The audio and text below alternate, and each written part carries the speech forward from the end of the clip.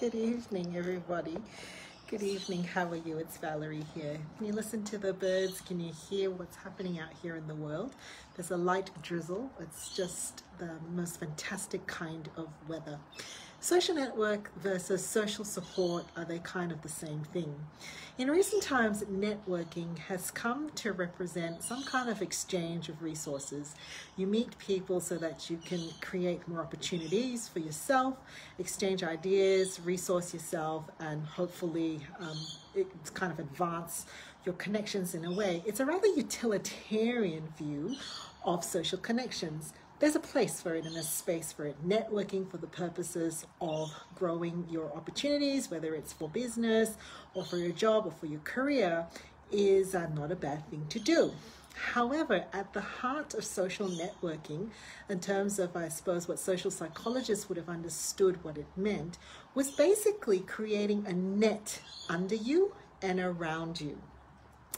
So if you were to meet one person, go out with your friend Bob, for example, for lunch, and Bob comes with his network of people who are interested in cycling, in carpentry, in mechanics, say, for example, and you get introduced to Bob, and Bob introduces you to his interests and then invites you to some of the things that he's a part of, where you meet some of his other friends.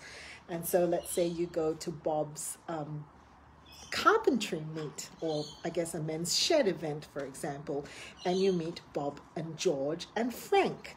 And George is interested in music, and Frank is really concerned about what's happening in politics. And you get to talk to Bob, George, and Frank about their issues, and then you get to know them. Now, by expanding your social nets, if you like, not only do you get to learn about other people and their interests, but you discover things about yourself. You may discover that you might have similar interests, or that you've never explored or encountered those things before.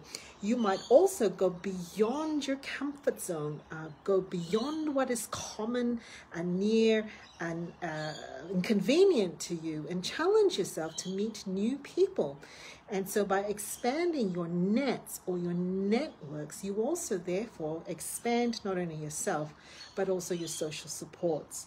So social networking these days tends to have a more utilitarian perspective, and also on social media, it's really a numbers game on things that are superficial. I could put up a photograph of things that I'm cooking or that I'm eating, but really says very little about who I am, what I'm struggling with, and what my life is.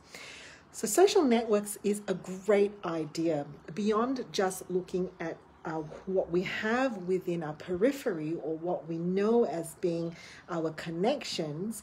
It's about expanding those connections by being a part of groups of people who can introduce us to more people, and expanding our interest zones and expanding the level of connectivity we have with people face to face, as well as on the internet. And by doing so, we are actually able to discover things about ourselves, increase our awareness of the world around us and what other people are dealing with, and also increase our ability to find new people, new friendships beyond the ones that we may have. That's what I have for you today. Good day, good night, good evening.